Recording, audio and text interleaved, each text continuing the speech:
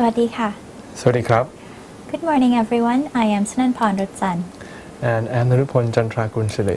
Welcome to our Meditation for Peace program, a Buddhist contented program that aims to promote world peace by encouraging an individual to discover his or her own inner peace through the practice of Buddhist virtues and meditation. Buddhist meditation has two aspects, samatha and vipassana. Before we practice vipassana and gain insight that liberates us from suffering and afflictions, the practice of samatha, or stopping, is fundamental. If we cannot stop, we cannot have insight. Perhaps if you heard of the Sun story about man and a horse, the horse is galloping quickly and it appears that the man on the horse is going somewhere important. Another man standing along the side of the road shouts, "Where are you going?"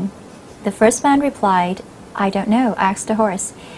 As amusing as this story may sound, it is also our story. We are riding a horse, we don't know where we are going, and we can't stop. The horse is our habit energy pulling us along, and we are powerless. We are always running, and it becomes a habit. Thank you. We struggle all the time, even during our sleep. We are at war within ourselves, and we can easily start a war within others unless we learn the art of stopping our thinking, our habit energy, our forgetfulness, the strong emotions that lose us. The importance of stopping the mind makes us realize that we now have to start practicing meditation. If you are ready, we can allow ourselves to sink naturally like a pebble that was thrown into the river. The pebble allows itself to sink slowly and reach the riverbed without any effort. Once the pebble is at the bottom, it continues to rest, allowing the water to pass by. Let's pretend that we are pebbles.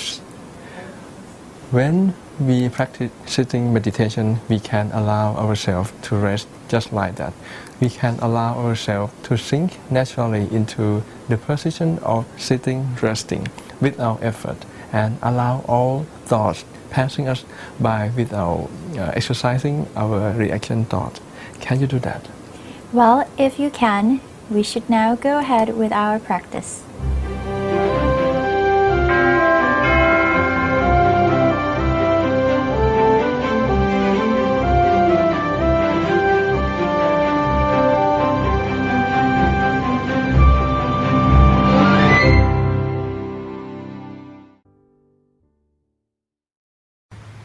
ต่อจากนี้ไปตั้งใจให้แน่แน่วมุ่งตรงถนทางพระนิพพานกันทุกคนนะลูกนะให้นั่งขัดสมาธิโดยเอาขาขวาทับขาซ้ายมือขวาทับมือซ้ายให้นิ้วชี้ของมือข้างขวาจรดนิ้วหัวแม่มือข้างซ้ายวางไว้บนหน้าตักพอสบายหลับตาของเราเบาๆคลอดลูกพอสบายคล้ายๆกับตอนที่เราใกล้จะหลับอย่าไปบีบเปลือกตาอย่ากดลูกในตานะจ๊ะแล้วก็ทำใจของเราให้เบิกบานให้แจ่มชื่นให้สะอาดบริสุทธิ์ผ่องใสไร้กังวลในทุกสิ่งไม่ว่าจะเป็นเรื่องอะไรก็ตามให้ปลดให้ปล่อยให้วางทำใจให้ว่างๆนิ่งอย่างสบาย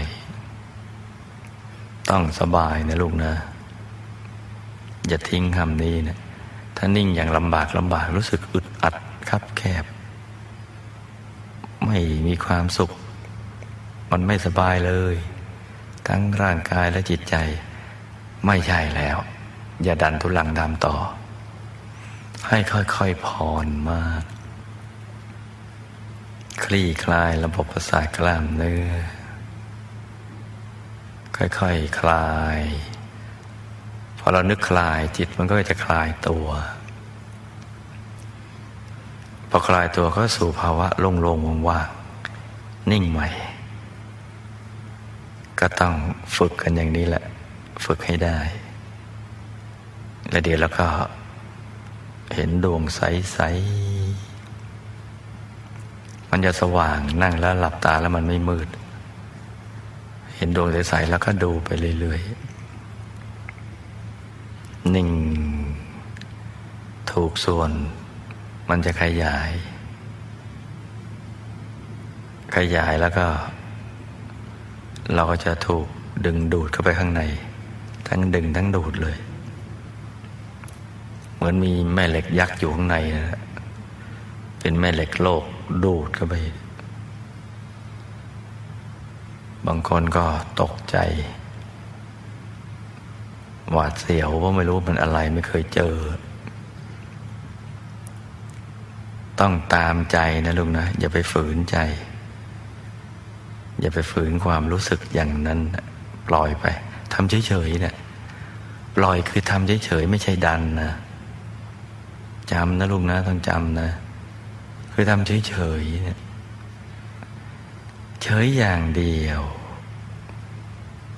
แล้วมันจะเป็นของมันไปเองเห็นไหมเจ้าว่าการศึกษาความรู้ภายในเนี่ยมันไม่ได้ยากหรอกถ้าเรารู้จักเข้าใจแล้วก็วางใจเป็นรู้ขั้นตอนของประสบการณ์ภายในเดี๋ยวเราจะทำได้ทำเป็นกันทุกคนนั่นแหละ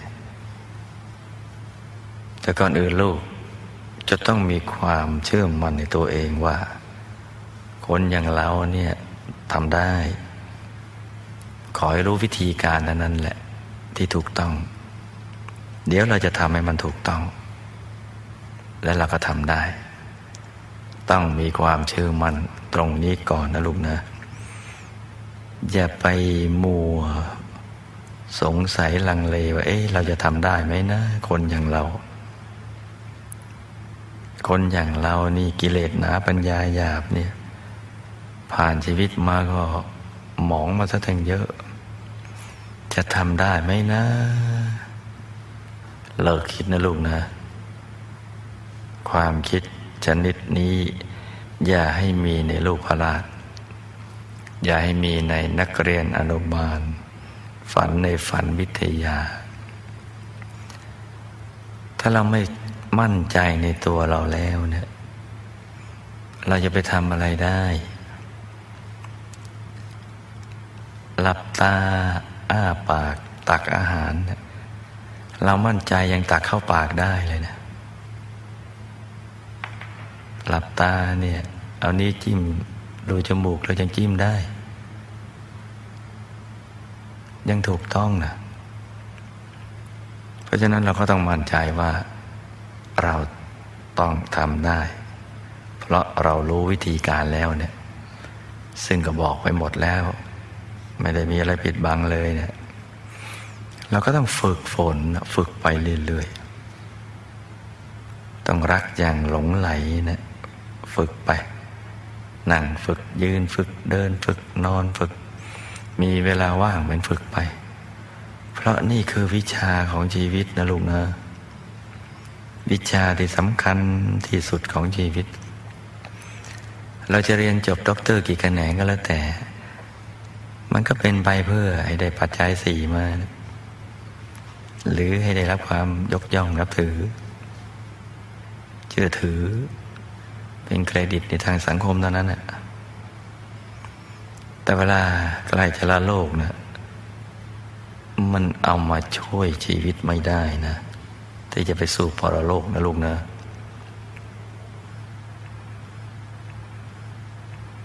สิ่งที่เรากำลังเรียนรู้นี่แหละเรื่องหยุดเรื่องนิ่งนี่แหละจะเป็นสิ่งที่สำคัญที่สุดเป็นวิชาของชีวิตที่แท้จริงเพราะฉะนั้นต้องขยันฝึกฝนอยู่ในห้องน้ำก็ฝึกได้จะขับถ่ายก็ฝึกได้ไม่บาป ฝึกบนโถนั่นแหละจะล้างหน้าแปรงฟันแล้วก็ฝึกได้จะอาบน้ำอาบท่าก็ฝึกได้ล้างถ้วยล้างจานล้างชามปัดกวาดบ้านฝึกได้ตรงไหนเราก็ฝึกได้นั่งนอนยืนเดินเพราะเรารู้หลักอยู่แล้วเนี่ยสติสบายสม่ำเสมอหยุดเป็นตัวสำเร็จวางเบาๆใจสบายๆเห็นไหมจ๊ะเรารู้หลักวิชากันแล้วไม่ใช่ว่าเราไม่เรียนรู้นะจะนึกเป็นภาพก็ได้หรือจะไม่นึกเป็นภาพเป็นดวงก็ได้องค์พระก็ได้หลวงปู่คุณยายก็ได้ผลหมากรากไม้เพชรนินจินดาได้ทั้งนั้นยกเว้นภาพที่นึกแล้วใจตกต่ำแต่ถ้านึกแล้วใจสูงส่งบริสุทธิ์นึกได้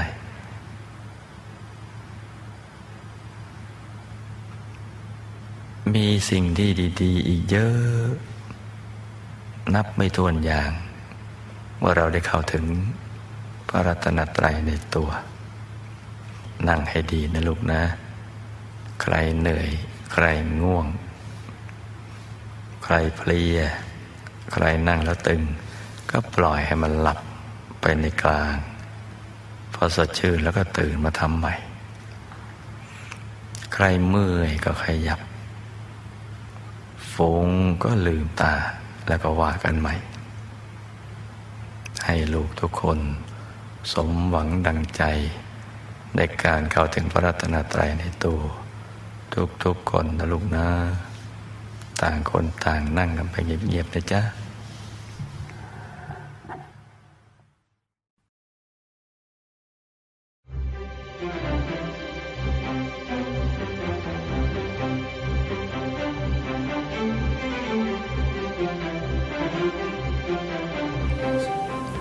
Welcome back. From this meditation practice, I hope you found some rest and calmness. The art of resting is important. It allows our body and mind to rest. Suppose we have wounds in our body or mind, we have to rest so they can heal themselves.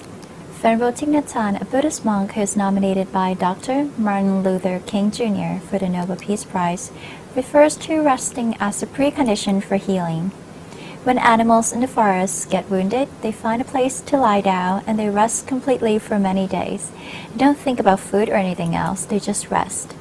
When humans get sick, we just worry.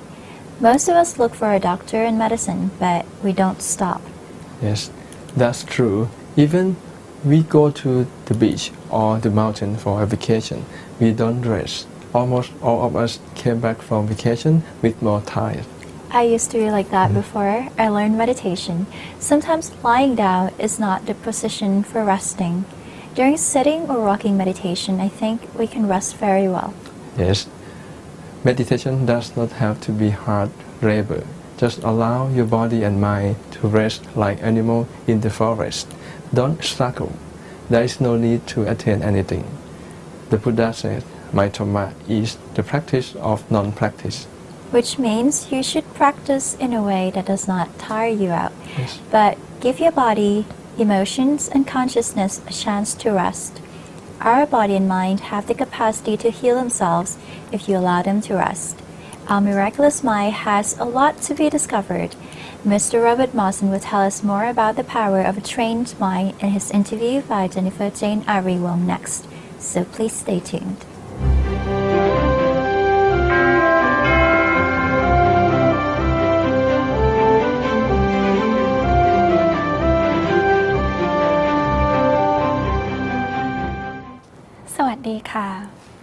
Hello and welcome to the Meditation for Peace program. My name is Jennifer Janari Wong and I will be your host for today.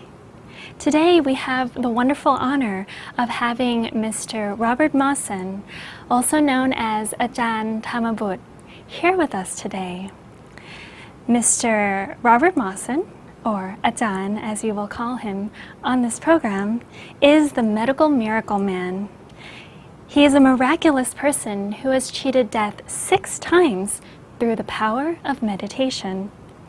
At the age of 66, Ajahn travels around the world to share his eventful life and how meditation has transformed him and became his lifesaver.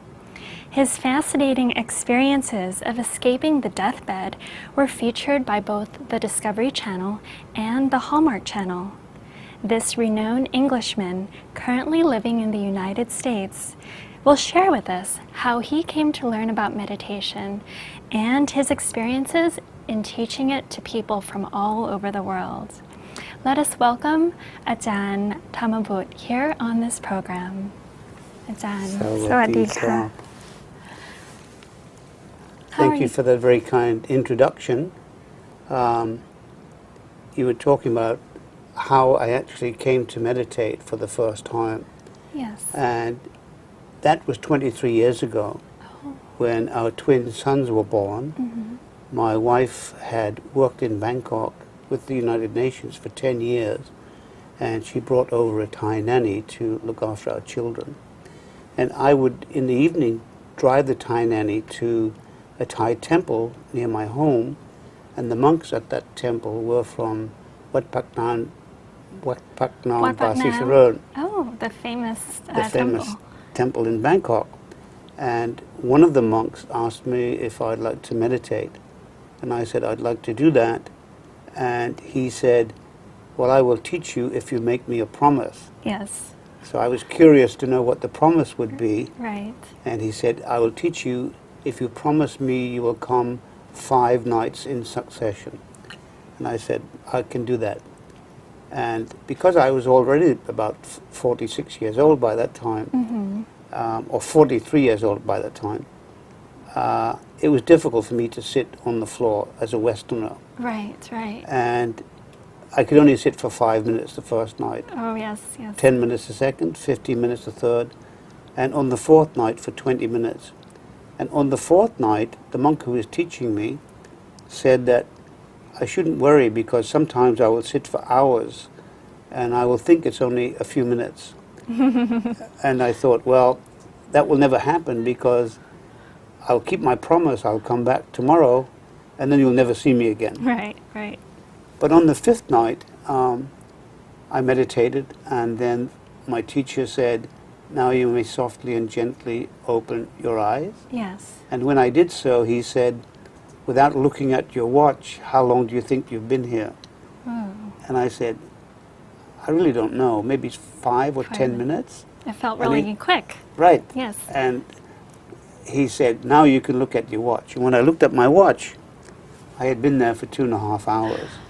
Wow. And I was quite astonished. That was the beginning of my meditation experience. I meditated some more, and then I eventually stopped meditating. Right. However, in 1990, my wife was sent by the UN back to Bangkok. Yes. And so we came here to live for 3 years. And then we went back to America. In 1994, we returned, and I had a dream about being a monk in the forest, being a forest monk. And I shared that with my wife, and she said, well, if you'd like to meditate, why don't you go to Wat Patamagai? And I said, I've never heard of that. Yeah, what is that? Right. And she said, well, I have been there, and it's a very big temple in Rangsit. And she had been out to Wat Patamagai to test the groundwater because she's an expert in groundwater with the UN. And she was testing the groundwater for the Waterworks Authority of Thailand. Right. And they had given her a tour of the temple. So she brought me out here, and I fell in love with Wat Patamagai. Oh, wonderful. And I meditated in the meditation village for 2 weeks Okay. and had wonderful experiences. And on the last day, my wife and children came to pick me up, and we offered food to the monks. One of those monks had actually spoken to me about my experience, and he took the tray of food, and he said, please wait at the international office before you leave. I'd like to give you all a small gift. Yes. So we waited there, and he gave us all a little crystal ball to take with us. Well, you know, I never thought I'd ever see that monk again. Right. And we returned to the United States. However, I'd met some staff here. Yes. Dr. Siriporn was one of them, Dr. Moo, and Kun Palawat, who is now in the New Jersey Center. And they were in New York, and they asked me if I could come and help them in New York City with some documents that they had translated from Thai to English. Could I check the English for them? Right. So I met them in New York. At that time, my wife happened to be in France with the UN. Okay. My children were in summer camp, Yes. and I was home alone. Oh, wow. So they suggested that I fly to Azusa in California and meditate at the Dhammakaya Meditation Center there. But in those days, the airline tickets were quite expensive, Right. and I couldn't see why I should fly to California when I could meditate at home in New York. And they said, well, it was a very special place, and that there were monks there who would teach me. So in the end, I just said, okay, I'll fly there. And I flew to Azusa, and when I arrived at the temple there, the monk who'd given me the crystal ball at Wat Phat Thamagai Right. happened to be there. So the one in Thailand. The one in Thailand was now in Azusa. Wow. And he said, what are you doing here? And I said, Luang Pi, I can ask you the same question. Right. And he said, well, I teach meditation here. And I said, well, that's wonderful, because I came here to meditate. Perfect. So I meditated with Luang Pi for about 10 days. And his name is Prapi Yongsak. Oh, yes. And I kept a journal, which I still have to this day. And I gave Luang Pi my journal every day. And what I didn't know is he was sending that journal here to Wat Phat Thamagai. Oh. And someone was translating that and giving it to Luang Por every day. And then after 10 days, Luang Por asked Prapi Yongsak if he would ask me to come to Wat Phat Thamagai to be a guest of Luang Por. Wow. And Luang Por had never invited any Western person to come here at that time. Right. So, of course, I couldn't say no. Yes. And I flew to Thailand and met Luang Por. And Luang Por said he would like to meditate with me one-on-one. Yes. And I should share my experiences and to draw actually what I could see inside. And so I meditated with Luang Por. And how Luang long Por was this for? For about 2 weeks. For 2 weeks Yeah. with Luang Por. And he actually told me that I had been teaching people to meditate for many lifetimes. Oh. So that how was fascinating exciting. for me. Yes. And he then, at the end of that time, asked me if I would be his voice in the West. Wow. And I deemed that a great honor. Yes. And And I started to cry, actually. It was such a moving experience. And Luang Por just smiled and said, fortunately, the tears that you're shedding are tears of happiness and joy. Aw. They're not tears of sadness. And of course, they were not tears of sadness, they were Right. tears of happiness. And I was very pleased that he had given me that great honor Yes. to be his voice in the West. Yes, And it's an honor that he doesn't give too often. pardon me? It's an honor that is not given too often to people. Right. Yes. And I became then, eventually I started to teach, and I taught here in Thailand meditation classes, meditation courses. And I became the very first Westerner, and the only two Westerners who've ever been formally certified by Luang Por To teach, meditation. And the other person is Don Barry, who is known as Dhammadida. Okay. And how did you end up being given the name Ajahn Thamabut? Luang Por decided that I should have a Pali name, and he arranged for a ceremony. Oh. And in the ceremony, I got my teaching certificate, Yes. which was in Thai and English. And in another ceremony, he arranged for me to get my Pali name, and I have a beautiful certificate both in Thai and English saying that I now have this, it is to all beings that I have this new name, and in the future I'll be known to Thai people and the world as Tamaput. Wow. And I actually ordained here at the temple in 2001 Okay. for a short time, and my name Tamabut, which is Dhammabutta, Yes. was changed to Dhammabutto. So Dhamma Buddha meaning son of Dhamma, Yeah, and Dhamma Buddha meaning the son of Buddha. the son of Buddha. Wow. So you've got two very, what is it, synchronized. Yeah, two very beautiful Yeah, names. it's very beautiful. Yeah, Yes. yeah. Wow. And actually, I hear that during your 2-week stay, or maybe it might have been shortly thereafter, that Luang Pa gave you a beautiful crystal ball. Is He that did. true? He did, yes. In fact, I have it with me today. You do? And now What a treat. Yes. And this is after I'd meditated with Luang Pho for 2 weeks. Yes. And he actually gave me this crystal ball. And it's very special because when he gave it to me, he told me that it was very holy and I Right. should be the only one that touches it. And also that he never imagined his life without this crystal ball. He's And always had it with him. He wanted Yes. to give it to me. So this crystal ball is very special. And I take it all around the world with me. And I always have it on display when I teach. And I tell the story of how I got this crystal ball and how special it is to me. Right. And my students love that story. Yes, and it's very special to the giver as well. The Yes, Luang absolutely. Pa. Yes. Because, yeah, I think you had mentioned that you believe that it used to be Kunyai's crystal ball. Yes, and I it was believe given that. to Yeah. him. I believe that Kunyai gave this Wow. crystal ball to Luang Por. I'm not 100% certain of that, but Right. that's what I've been led to believe. Right.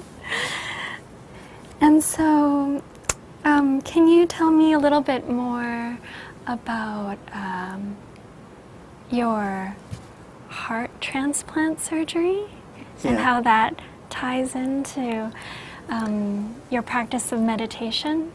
Yeah. I was born with heart disease, Yes. and it was only after 12 years service in the British Army Okay. that heart disease was discovered. And when I was 30 years old, I had to have both of my my heart valves replaced with metal valves.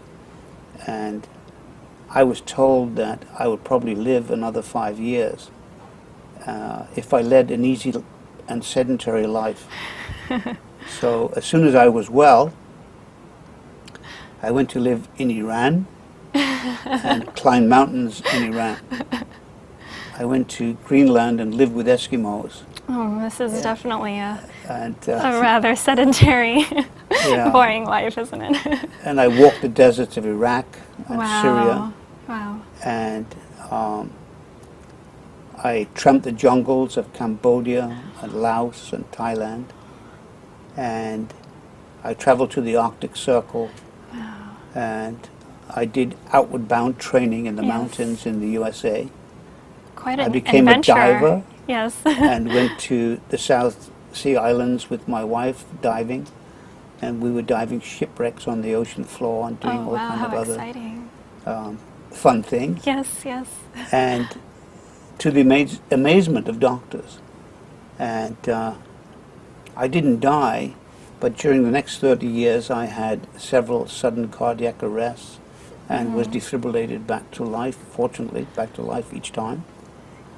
And then in 1998, Yes. I had a defibrillator, which is like a pacemaker Right. placed in my chest. Right. And then 7 years ago, I was very, very ill, and I had to have a heart transplant.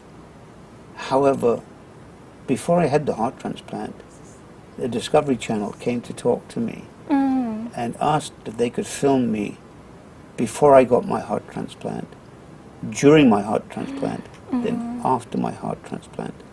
And they wanted to know how meditation had really helped me and how it would help me in the future. I was an interesting case study for the hospital because they knew I meditated. And I was actually teaching patients when I was very sick. I had often a room full of patients, and I was teaching them all to meditate. The patient with the patients in his Patient, room. yes.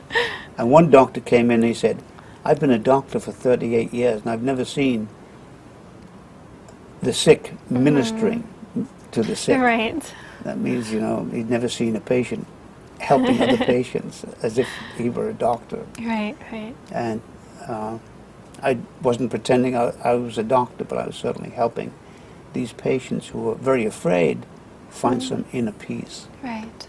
And what's interesting is during my heart transplant, which was filmed and shown on Discovery Channel all around the world to millions and millions of people, you see me being pushed into the operating room. Yes. I'm wearing a headset. Yes. And I'm smiling because I'm listening to my own meditation CD that I made at Wat Pat Tamagai. And when I come in, the very famous Dr. Oz, he was my surgeon. He says, Oh, was he? yes, he's a wonderful man. He says, all of that meditation and all of that psyching up you've been doing is really going to help you today.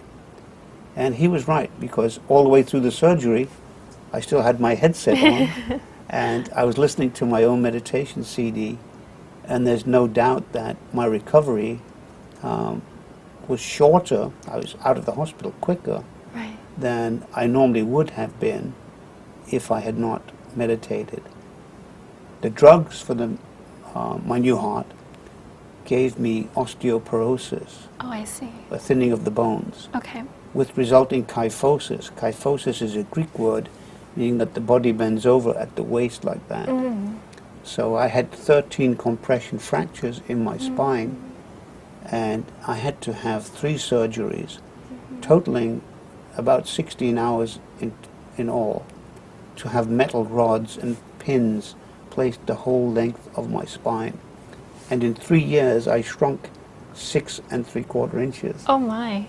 And I tell everyone that when you see my wedding pictures, my wife is here and I'm up here. Right. But now we're the same height. Same you know? height. Yeah. But she likes that, right? And she likes that, yeah. So that's a lot of height to lose in a 3-year period. And I still have a lot of pain from that surgery. But I help ease the pain with meditation.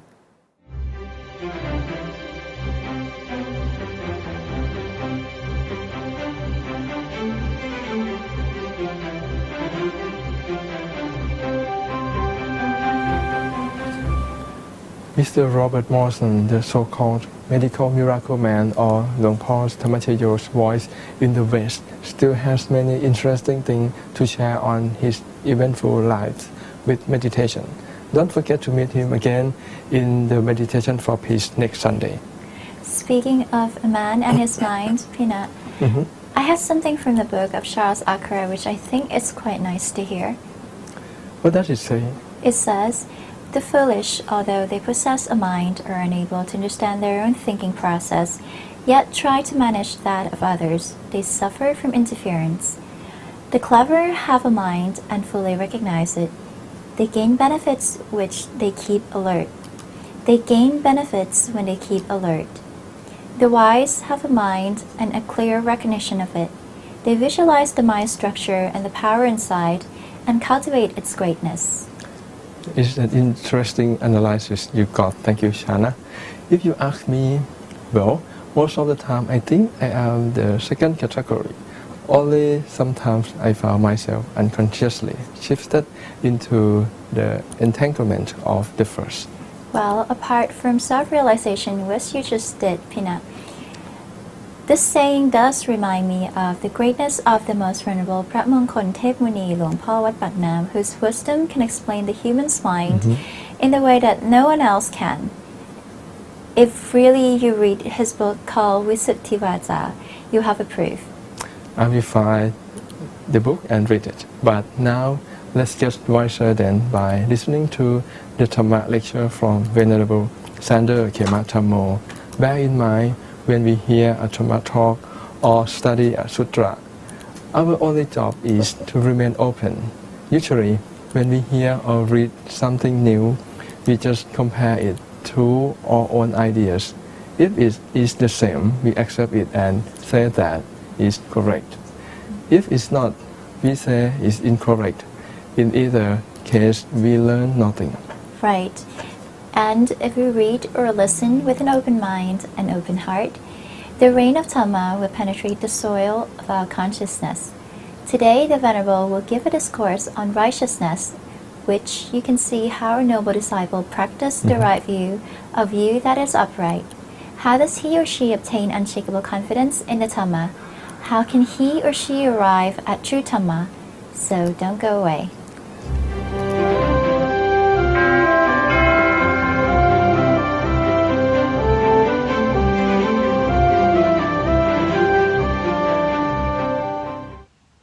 So what then is the difference between faith that the Buddha praised and faith that the Buddha did not particularly praise?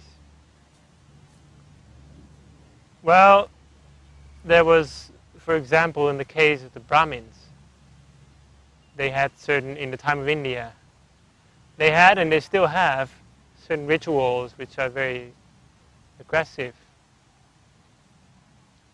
for most people. For example, slaughtering animals, or sometimes even slaughtering human beings. And this is still done sometimes in India. Not so long ago, about a month ago, there was actually a murder in India, which was one of these human slaughter sacrifices. And the police had to find out who did it. So these beliefs still exist. And someone was talking with the Buddha, and the Buddha, he said that in considering what is right and wrong and what is the truth and what is not the truth, people might consider that this is something that my teacher has taught. So my teacher taught to slaughter animals, so I will slaughter animals.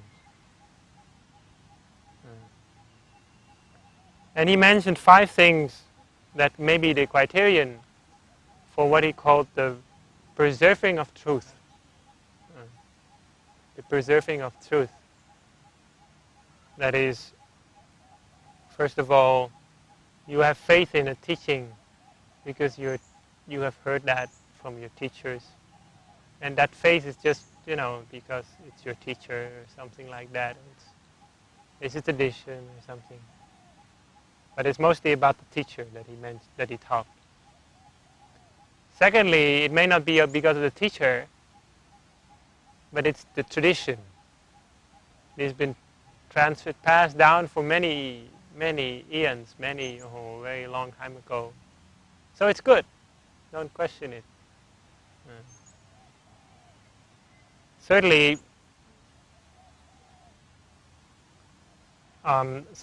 secondly is appreciation. Thirdly is oral tradition.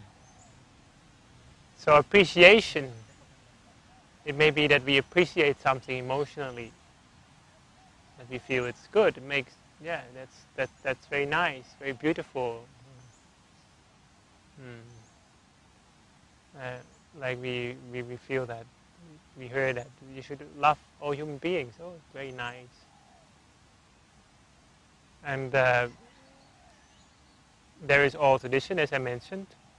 And sometimes, in some cases, people might accept the truth of something in the spiritual life based on their reasoning. They reason like this and that and say it must be like that. So you might say that, for example, a person might say, heaven and hell exists because even as I live here in this human world, there are animals that live here as well, and I can see them. But they are not humans. That means there is a variety of living beings. So it's very likely that there are other living beings as well, and they might also be living somehow connected with this world in some way. This is reasoning, okay? Which is another way of preserving the truth, as the Buddha called it. Or safeguarding the truth, you might also call it. Lastly, sometimes we don't reason anything, but we just feel that's something I already was thinking. Right? Yeah, that's what I've been thinking always. Yeah, that's probably true. Yeah, you hear someone teach that. Don't give to any poor people because they will use the money and waste it. Yeah, I think that's true. Yeah, it seems to I feel like that or something. It may not be the truth, but it's the feeling. You were already thinking that, so it agrees with your view. Whenever you go and listen to a Dhamma talk, there is one important thing to remember, and that I heard once of a good Dhamma teacher. He said, if you want to listen to a Dhamma talk and gain something from it, forget about what you've been thinking all along, about your own views. I mean, try not to be concerned comparing with your own views. Because if it agrees with what you were thinking, then you agree, but you don't gain anything. But if it doesn't agree with what you were thinking, you will say, no, that's not right, and you don't gain anything either. So whatever you hear, you don't gain anything. But the best way is to, when you listen to some Dhamma talk, is just, see if there is anything new there that you might consider. That particular monk, he said, it's like a rain falling down. You can just take what you feel is helpful at the moment. But if we always compare with our own views, then you might make mistakes, as I mentioned before. There was one historian who wrote a lot about science, the history of science, especially in the West. And he said the greatest impediment to discovery is not ignorance, it is the illusion of knowledge. The greatest obstacle to discovering something new is the illusion that you already know it. It's not ignorance. When you are ignorant and you just know it, that's good in some way. It's not the best, but it's still better than, not knowing it, that you don't know. But when we think we know it, but we don't know it, then that's the problem. So the most important reason he said that why science sometimes in some periods doesn't develop is not because of ignorance, it's because they already have some other theory that's absolutely wrong. And then there is no development in science. But if we look at our own lives, sometimes we don't have to be a scientist to do like that, to think like that. Can be sometimes be like that. Right.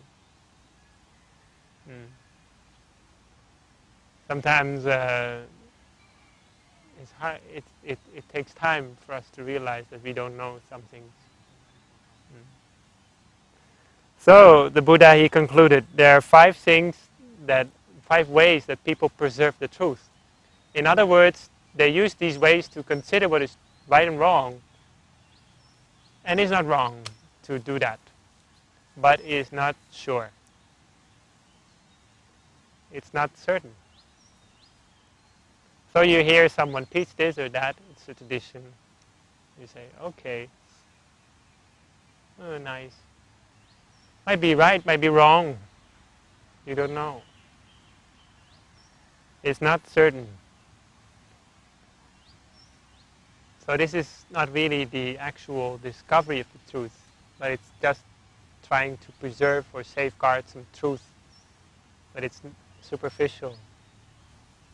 What is the actual awakening to the truth? That starts as soon as we actually start to learn from a good teacher and develop faith. Oh, there is faith again. But now it's another kind of faith. He said a faith that is based on wisdom, or that is faith that he teaches, is the faith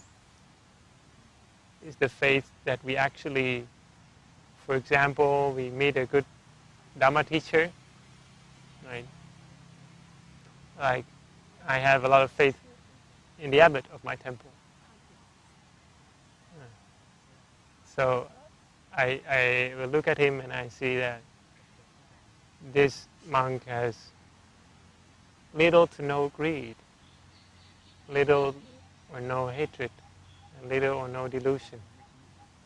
And so I have confidence, faith in that monk, in that Dhamma teacher.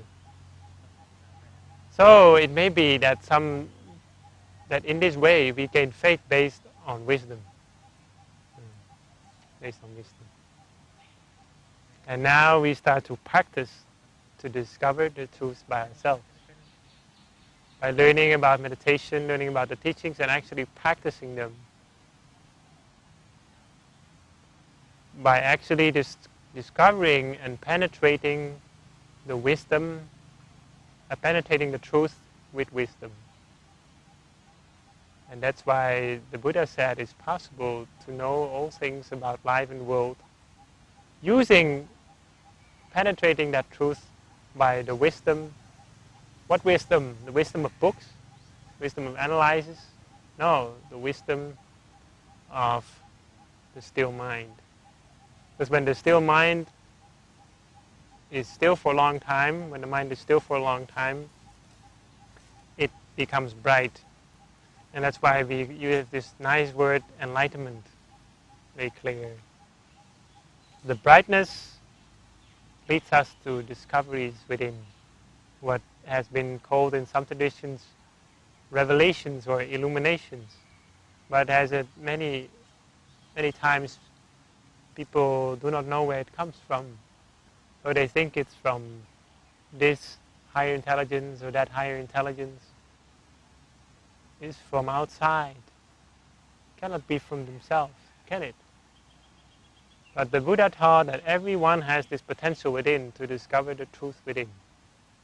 And it's lying within, but we only need to develop the mind and make it pure, and we can see these things for ourselves. When we see it, we know it. We do not know it because we read it, or we heard it, or we pondered about it, but we know it because we have actually seen it within. So after this very long, lengthy introduction, we then come to talk about the next item in right view, and that is, this world exists. So last time we talked about the law of karma, but I didn't talk about rebirth. Okay.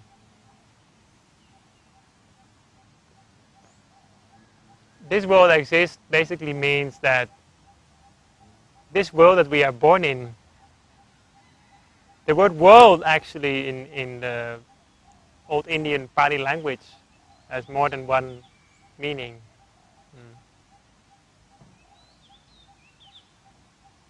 But most importantly, in this context, the world means our own lives, our own selves. I mean, this life that we lead here, the things that happen to us in this life, that is what we call the world in this case, in terms of practice. This world exists, that means that the things that this world has its origins. That means that the things that happen to us in this life, they have their reasons. People might believe different things about this topic. Let me tell you a story first. There was one Indian man called Pakat. And Pakat was an Indian man who had a very big belly. Very big belly. I'm not sure if you heard about him. And Pakat, he had this big belly since he was young. And he's wondering, why do I have this big belly? And so finally, when his belly got bigger and bigger as he grew older, he had to go to a doctor and ask about it. Turned out that he had a very rare disease where he was actually, without knowing it, born as twins. But the twin brother was in his belly through some deformation. So that when he was born, when the new child was, just after conception, the child that's still in the womb grew up, but the fetuses, they kind of got mixed, connected. So when he grew up, when he was born, his young brother was still in him and actually lived from the food he ate.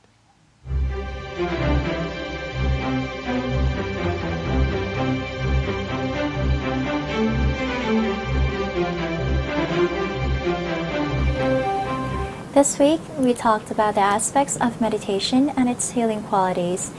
Our body and mind have the capacity to heal themselves if we allow them to rest. Stopping, calming, and resting are preconditions for healing. And if we cannot stop the course of our destruction, we'll just continue. Yes, the world needs healing. Individuals, communities, and nations need healings. So it's important that we meditate every day to possess a healthy and powerful mind that cures our own wound and the wound of others. On the last part of our Meditation for Peace program, you will see the activities of the Dhammakaya temple that inspired people to give both to themselves and others in society. Yes, this special group of people was well trained in Buddha Dhamma by the abbot of Wat Dhammakaya, known to all as Luang Por Dhammachayo. His vision of the world is to see everyone attain Dhammakaya, which is the source of wisdom and supreme bliss that lies within every one of us. While watching this video presentation, lift each idea to the light of your own thought and experience and see how, like a fine jewel catching the sun, it will flash with a sudden brilliance. And create your own vision of the world of tomorrow, for it is your world too.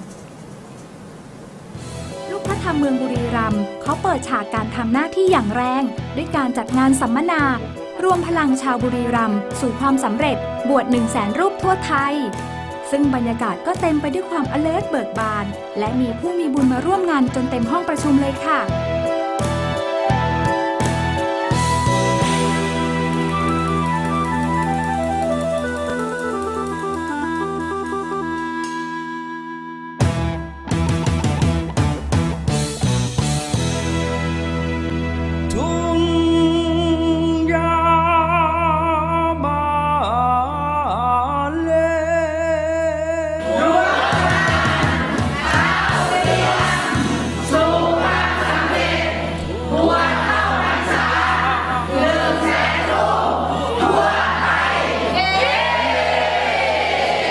เทศกาลพรรษาเนี่ย3 เดือนการทำดี3 เดือนเนี่ยถือได้พลานิสงส์มากมายโบราณท่านบอกว่าแม้นทำดีเพียงชั่วครู่งูแลบลิ้นช้างกระดิกหูก็ถือได้ว่าได้พลานิสงส์ได้บุญได้กุศลมากมายฉะนั้น3 เดือนเนี่ยนับประมาณไม่ได้มีค่ามากที่สุดในชีวิตในชาติหนึ่งที่เราได้เกิดมาพบพระพุทธศาสนาถือว่าเป็นผู้ที่มีโชคเป็นผู้ที่มีวาสนาที่สุดที่ได้บวชในพระธรรมวินัยเนี่ยถือว่าเป็นข้อสำคัญสำหรับชีวิตของชาวไทยเป่าปีตีของยำกองถึกรบมารบชายไทยบ่แสนเติมใจมุ่งหมายเอาบุญ สร้างบุญกันไว้สุขใจทิ้งน้องจะขอบวชมาเพื่อสร้างบุญญาทุกหมู่บ้านมาบวชทั่วไทยร้องศึกรัวพันไม่หวั่นเกรงบวชแสนลูกคนกล้า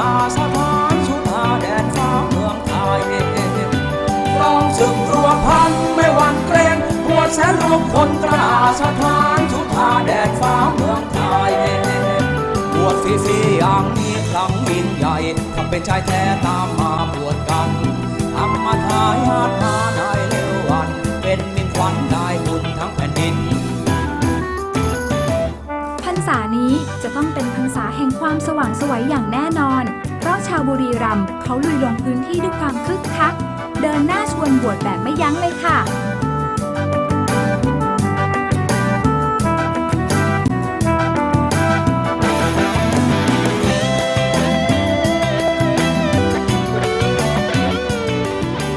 ตัดสินใจบวชแล้วครับผมอยากให้ทุกคนมาบวชคือผมได้สมัครบวชแล้วครับผม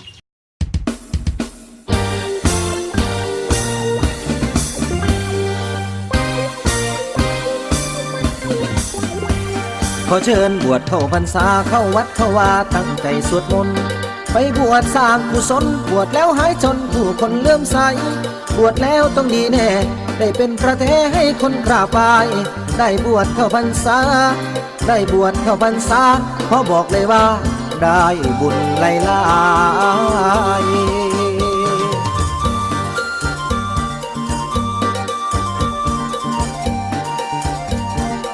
แสนรูปทั่วไทยค่ะ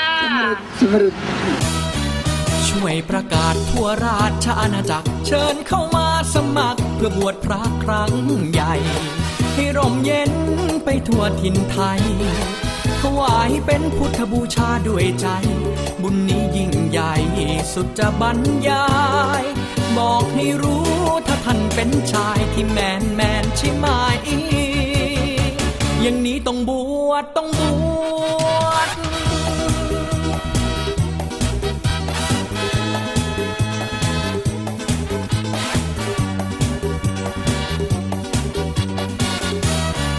อายุมี20 ปีเริ่มต้นจะยากดีมีจนไม่สำคัญขอเชิญสมัครไว้ไม่ต้องใช้เงินบวชอีกครั้งก็ได้ขอเชิญจะมาชวนบวชช่วยกันก็ได้ชาติเสือยังต้องไว้ลายเจอชาติชายที่ไหนอย่างนี้ต้องชวนมาบวชผมรู้สึกดีใจมากนะครับแต่มาด้วยความเต็มใจนะครับมาด้วยตนเองนะครับเห็นป้ายโฆษณาในอำเภอบ้านนาแล้วก็เดินทางมาสมัครเองด้วยตนเองนะครับแล้วไม่พอขออนุญาตพ่อแล้วก็มาเดินทางมาเลยครับวันนี้ตั้งใจมาทำเรื่องดีงามถือว่าครั้งเดียวในชีวิตนะครับที่ได้มาร่วมครั้งนี้นะครับเป็นการบวชทดแทนบุญคุณมารดานะครับแทนค่านำนมที่ให้กำเนิดเกิดมานะครับครั้งเดียวในชีวิตนะครับเร่งด่วนต้องทำให้ได้ผ่านเพลงนี้ไปให้ท่านชายที่ชัวได้ไหมอย่างนี้ต้องชวนมาบวชอย่างนี้ต้องบวชอย่างนี้ต้องบวชNow we have actually come to the close of our program. I hope you are inspired to meditate. Thank you very much for being such a wonderful audience. Goodbye. สวัสดีค่ะ สวัสดีครับ